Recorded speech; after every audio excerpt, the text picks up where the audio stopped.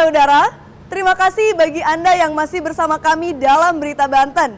Bagi Anda yang baru saja bergabung, kami hadirkan kembali 3 berita utama hari ini. Dampak asap kebakaran TPA Bagedung, warga sulit bernafas sehingga terpaksa gunakan masker saat keluar rumah.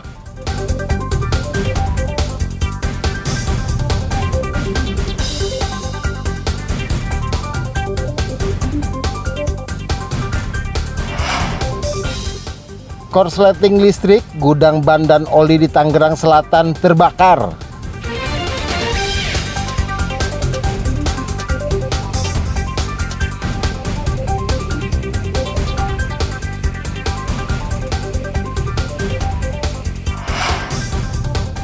Tidak ada akses jalan lain, warga Cikesal terpaksa gunakan jembatan bambu.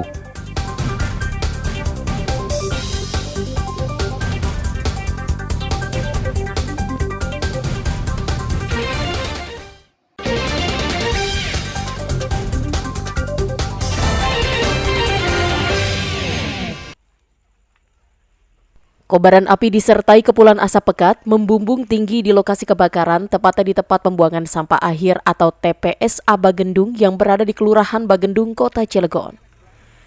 Tumpukan sampah dari berbagai jenis yang berada di area seluas kurang lebih 900 meter ini terus mengeluarkan asap dan api.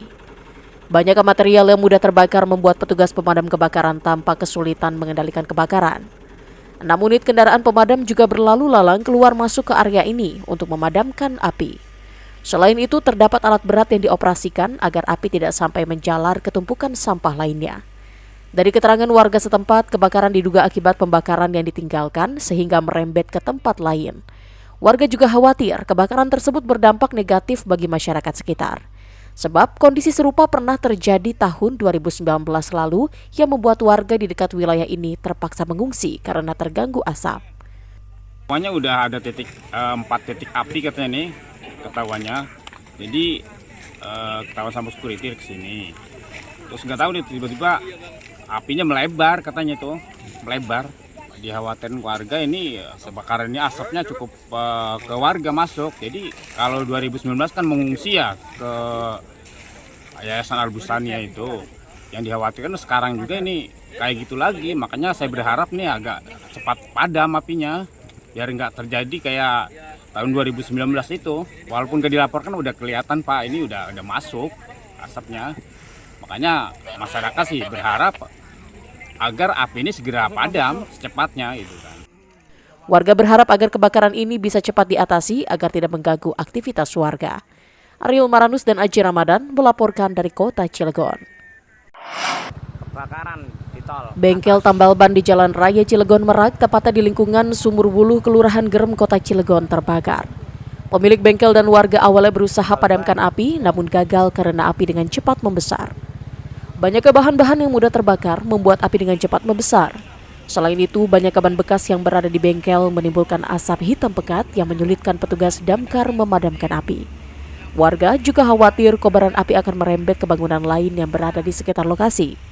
Meskipun tidak menimbulkan korban jiwa, namun pemilik kios bengkel mengalami luka bakar pada bagian tangannya saat berusaha memadamkan api yang membakar tempat usahanya itu. Kebakaran ini diduga akibat korsleting listrik. Karena udah ada api ya saya usahain nyiramin Sebelum yang lain ngasih tahu yang lain begitu Pak? Iya.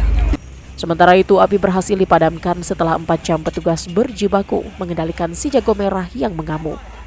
Terdapat 4 unit mobil pemadam yang dikerahkan oleh petugas untuk memadamkan kebakaran ini. Sumber kelisahan warga sekitar dan si pemilik diduga dari korsleting listrik di area tambal ban tersebut di kios tambal ban. Keringan, sementara kebakaran kebakar. Itu akibat apa? Akibat yang bersangkutan penanggulangan awal oleh masyarakat. Karena alami luka bakar, pemilik bengkel langsung dibawa ke rumah sakit untuk mendapat penanganan.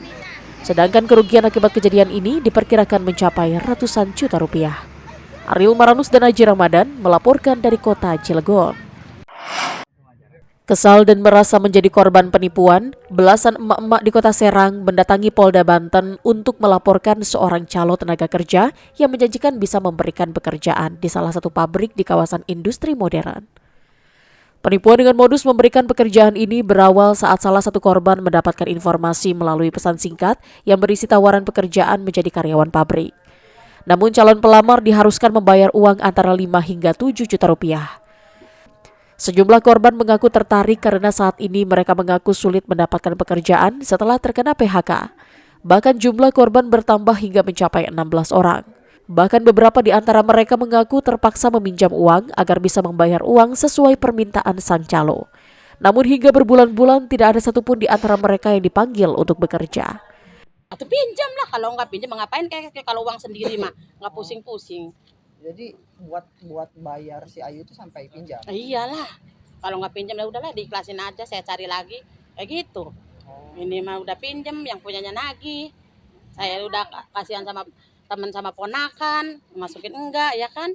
Berarti kalau ibu sekeluarga ya? Iya, sekeluarga. Dari 16 orang yang menjadi korban, total kerugian diperkirakan lebih dari 100 juta rupiah. Ini emang profesinya apa, Pak? Ayu ini profesi informasinya dia karyawan di PT Balaraja Barat. Balaraja Barat. Yang produksi apa? Produksi minuman, kawa-kawa ya. Iya. Ini yang dilaporkan siapa? Yang kita laporkan Saudara Ayu. Pribadinya Ayu ya. Pribadinya Ayu. Tapi kita berharap perusahaan juga bisa kita laporkan karena memang ini menjadi kebiasaan buruk di dunia industri, khususnya di Banten. Semua yang bekerja, informasi yang kita terima semua harus bayar. Menurut para korban, keberadaan calo saat ini masih tidak diketahui. Korban berharap laporannya bisa diproses dengan cepat dan uang mereka dapat kembali. Ariel Maranus dan Fajri Munawir melaporkan dari Kota Serang. Informasi tadi mengakhiri jumpa kita dalam Berita Banten. Atas nama redaksi yang bertugas, saya Maya Meliasari mengucapkan terima kasih atas kebersamaan Anda. Selamat beraktivitas dan sampai jumpa.